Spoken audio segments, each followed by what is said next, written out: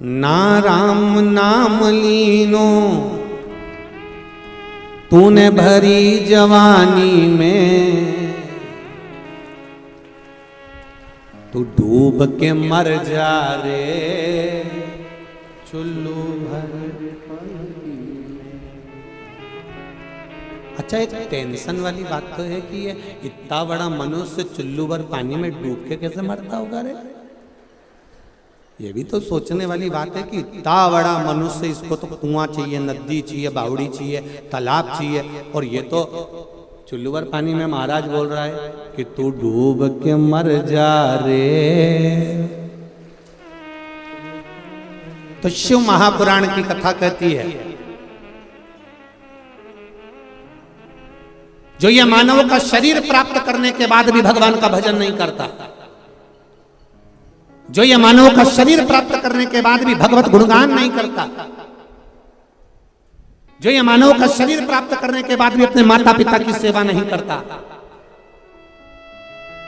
जो ये मानव का शरीर प्राप्त करने के बाद भी कभी शंकर भगवान की कथा को नहीं सुनता, ये मानव का शरीर प्राप्त करने के बाद भी जो परमार्थ का काम नहीं करता, किसी दीन दुखी, कोई गरीब आदि की सहायता नहीं करता, शिव महापुराण की कथा कहती है फिर वो मनुष्य नहीं रहता, वो एक कीड़े की तरह रहता है, और कीड़ा चुल्लू भर पानी में डूब के मर सकता है। इसलिए कहा कि तू डूब के मर जा रे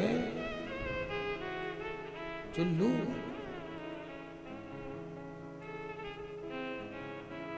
जपते रहो भगवान का,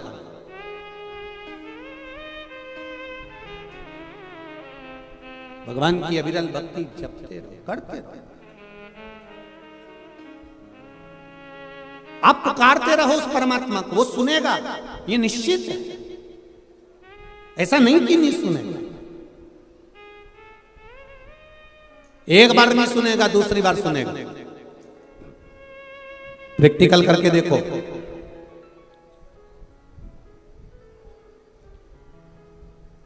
प्रैक्टिकल करके देखना तुम। कहीं पर भी फोन पर, मोबाइल पर या मंदिर के अंदर श्री शिवाय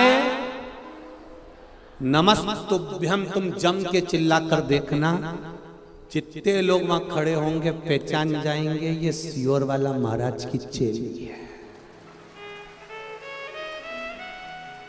प्रैक्टिकल करके देखना तुम बस केवल इतना बोल देना श्री शिवाय नमस्तुभ्यम, उतने में पहचान जाएंगे।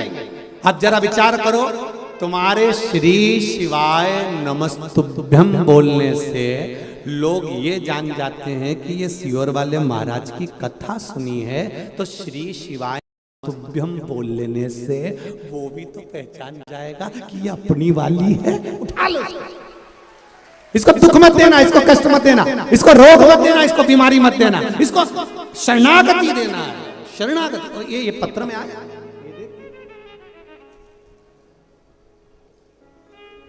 भगवान जाने क्या बना के भेजा।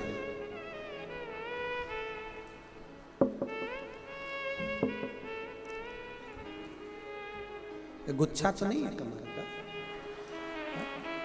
अच्छा।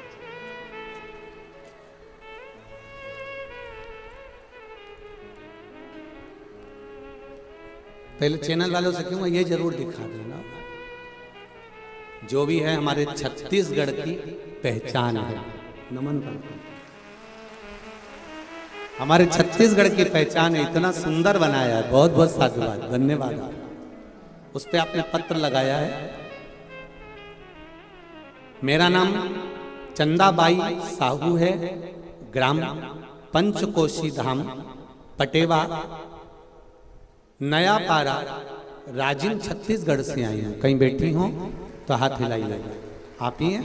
श्री शिवाय नमस्तुभ्यम, दोनों हाथ हिला दो एक बार ऐसे।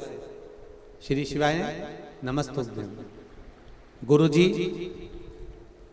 2 साल पहले मेरे दोनों चेस्ट में गठान हो गई थी, मेरे दोनों चेस्ट में गांठ हो गई, गठान हो गई। वो गांठ धीरे धीरे बढ़ती जा रही थी। फिर हमने 2022 मई के महीने में रायपुर एम्स हॉस्पिटल में चेकअप करवाया।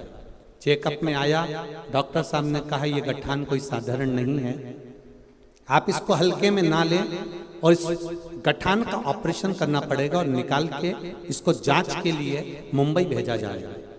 और ये गठान आप किसी को भी दिखा लो, कोई भी बता देगा कि ये गांठ वही मानी जाए।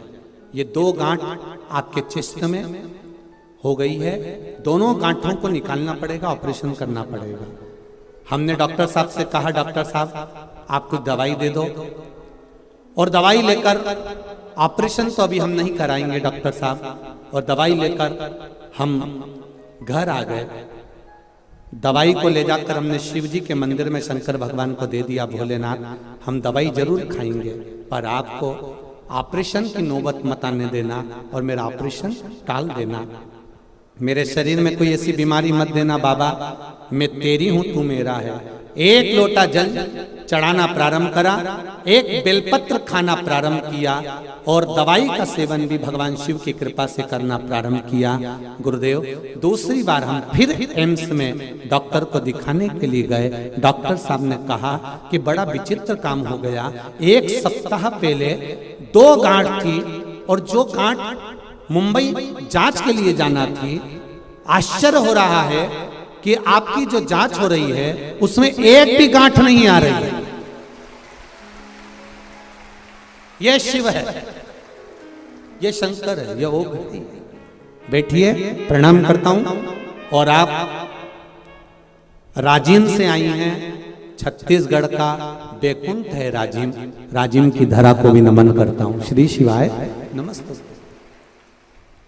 ये शिव